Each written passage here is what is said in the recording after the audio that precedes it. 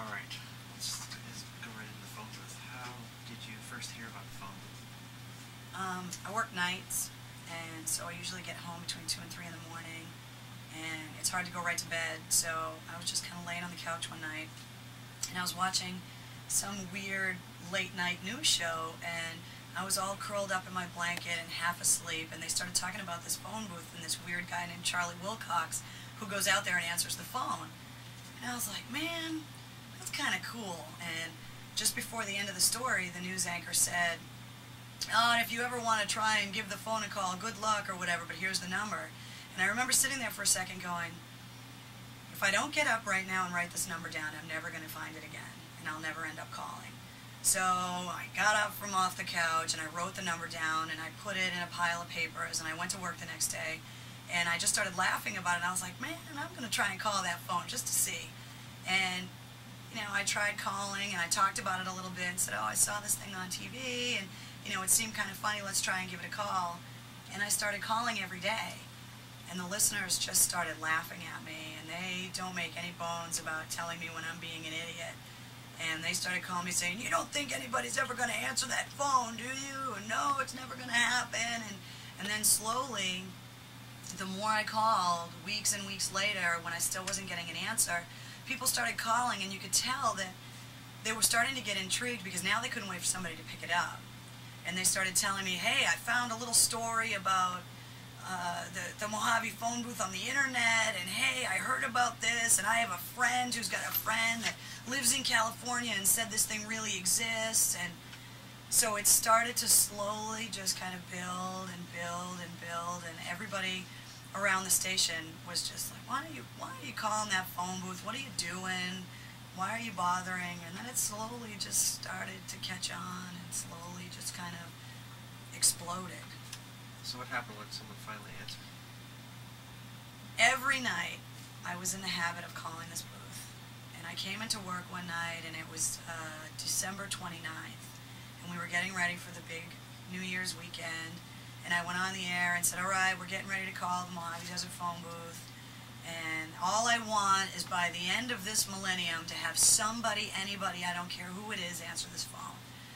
And so I dialed the number, and it rang a couple times, and I was getting ready to let it ring, and it usually rings for about a minute or a little over a minute, and then the phone company machine picks up and says, nobody's answering the call.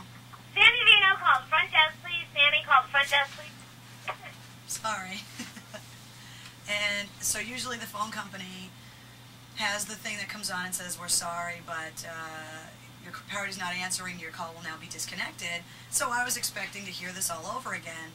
And before it had a chance to ring the third time, somebody picked it up and said, Mojave Desert phone booth, and I almost fell off my chair. I didn't know what to do. I'm a DJ, and I was speechless. I didn't know what to say. I just yelled, oh my God, somebody picked it up, and I just started screaming, and I was jumping up and down, and it was Chad, the freak, the mayor of the Mojave. What's your impression of Chad from your conversation? Chad's a nut. He's a crazy guy. If Chad lived in Boston, he would be a diehard AAF fan because he totally fits into exactly our listeners. They may be normal on the outside, but somewhere deep down inside, there's something a little bit scary about him, and there's something scary about Chad. He's nuts, but that's why I love him. He's so cool. What did you think was his motivation for answering the phone booth? Did you have a sense of why someone would go out and actually answer the phone? I think there's something genetically wrong with all people that are involved with this phone booth. We all have like a 24th chromosome that draws us to this phone booth. Because when he picked it up, I didn't even have to ask him really. I mean, I did ask him why he was out there, but I already knew the answer to the question. He just wanted to go out there and check it out and pick it up and see who called. And that was my motivation for calling. I just wanted to see who answered, see if it was real. Is there a connection between being on the air and talking sort of out into the air and calling the phone booth for you, I think? Radio is a mass medium, but at the same time, it's very, very personal, and you're spending a lot of quality one-on-one time with the people that listen to you. And I thought, how funny would it be, because we broadcast on the internet, and we have listeners all over the world that listen to our radio station via the World Wide Web. I thought, how cool would it be in the one place that is probably more deserted than any other place on earth, to be able to call out there and see if there was an AF listener out there, or to see whoever was out there if we could make him an AF listener. And I called out there, and there was Chad requesting Stone Temple Pilots songs. And I was floored. I didn't know what to say. I didn't know what to ask. And after I got off the phone with him, I ran down the hallway of this whole place, jumping up and down like I was Carly Yastrzemski, just hit the home run in Game 6. It was crazy. Did the atmosphere change for people here once you finally got somebody on the phone? People wanted to know who this guy was. They're like, what do you mean? You've been calling that phone for 4 months or 5 months, nobody picked it up, and now all of a sudden there's a guy out there. What the hell's he doing out there? Why is he out there? Nobody had any idea it was as deserted as it is. And finally, once I got the pictures from Chad showing exactly how deserted it was, they were like, well, what the hell was he doing out there? What do you do out in the desert? People have such a hard time imagining life without the hustle and bustle of it all. And they have such a hard time just envisioning that it's just desert and a booth and that's it. And when you try and explain it to them, you have to really stress that fact. It's just a booth and that's it. There's nothing out there. And so they just wanted to know what kind of person would be out there. And I said, well, if I were close enough, I'd be out there answering the phone. So if this explains what kind of person will be out there, then you're looking at her. That's the kind of person. So, but once the listeners really started sending emails about it and really started calling about it, and the listeners were calling every DJ asking what the phone number was, and they were saying, well, we don't know. You have to call Mistress Carrie. I don't even know what you're talking about. And slowly but surely, everybody was like, what the hell is this phone booth you're talking about? And now, I just can't wait to go. I feel like I'm 5 years old, and it's Christmas Eve at like 5 o'clock, and I just want to go to bed so I can wake up and it's Christmas Day. I just want to get in the damn truck and go. I just picked it up from the dealership, and it is awesome. It's got every little gizmo, every little gadget, and I just want to get on the road. And the fun of it is not knowing what's going to happen. We could hit weather, we could hit a cow, nobody knows what's going to happen, and that's why I can't wait. We're wired to the world. We've got a laptop, we've got cell phones, we've got hotel rooms along the way, camping equipment, a generator, television, VCR, you name it, we got it. And once we get out to the booth, I'm going to turn it all off. I just can't wait to sit in the quiet for a couple minutes and just absorb the fact that I don't have to talk to anybody if I don't want to, just hear the phone. Do you have a planned itinerary of where you're going?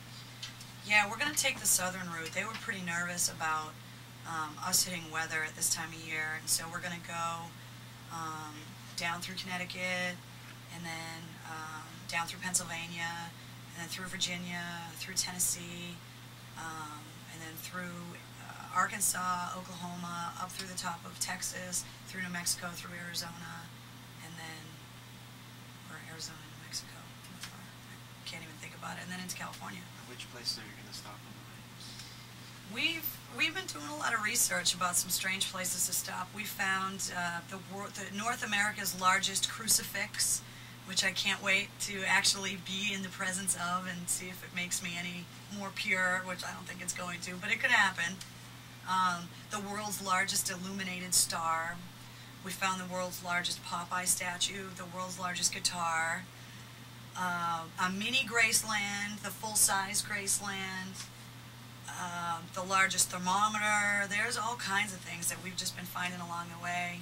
Little roadside places that sell moonshine during the day, and the world's largest truck stop, which is supposed to be Disneyland for truckers, and I'm an old trucker because I was a roadie for so long that, you know, that's going to be like heaven for me. That's like sacred ground. I'm going to be like the Pope kissing the ground when I get there, so I can't wait. What do you expect to find when you finally get up to the phone booth? Nothing.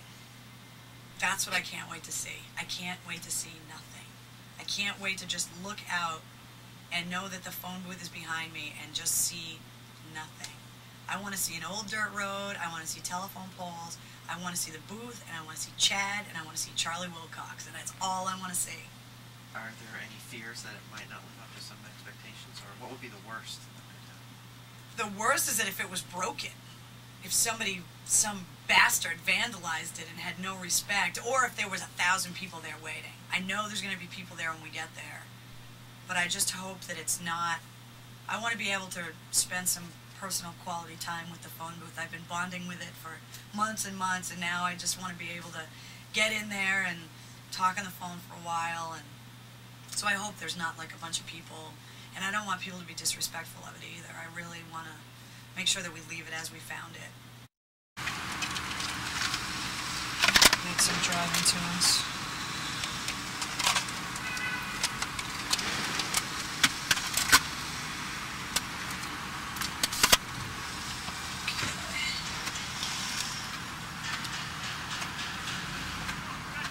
And we're off.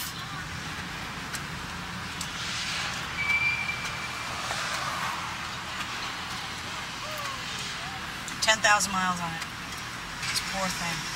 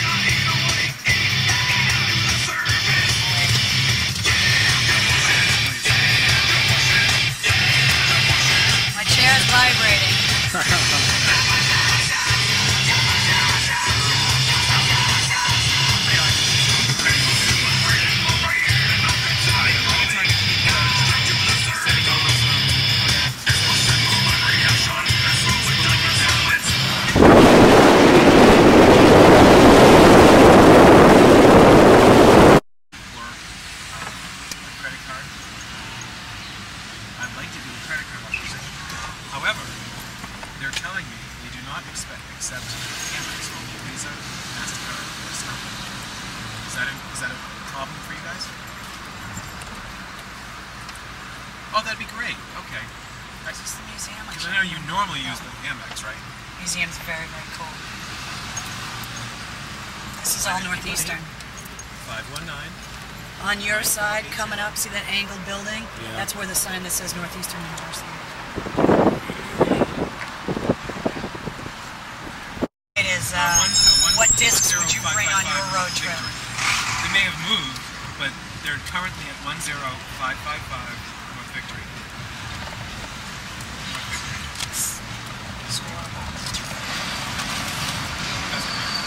What's this area called that we're in? This the window's down too, is but it is. Boston? It's actually, it's like. well, I don't think it's technically considered Boston anymore. It might be. It's not Cambridge. It's normally it's freezing there. not Brighton. No, I think it might be Brookline it snowed now. last week, but it's pretty much all gone. Boston, because in Boston you can feel like you're in a small town and in a big city at the same time. I don't think LA is a very cool city. A very what? I mean, LA I think it's. sucks. I like being near the ocean, like in the weather, but Thanks a lot. Bye-bye. as a city goes, it's not very cool. No. Another CD player in here. It was here yesterday. Yesterday, but they patched it into the same plot, so it's really. Why would they do that? He went to buy a new one today for the on-air studio. So that's going to stay in here? No, that's just for us to do our. You ready? Putting that back in. When is it going back in? 4, 5, 6, How are your 7, levels? 8, 9, 10. All right, you guys are going to have to watch this left VU meter. Occasionally. Moderation is the word. Moderation. And you're not of age anyway, so you shouldn't be drinking. I'm a teacher, I have to say that. Disclosure. Wasn't that being a little? That's what we're smoking underage. I'm of age. I'm 27. Yeah, but I can rent a car and get cheap rates. I can vote. I can do whatever I want. Yeah, but didn't you take that in college? Oh, stop. I would never break a law. I was a model student when I went to school here. You didn't smoke cigarettes?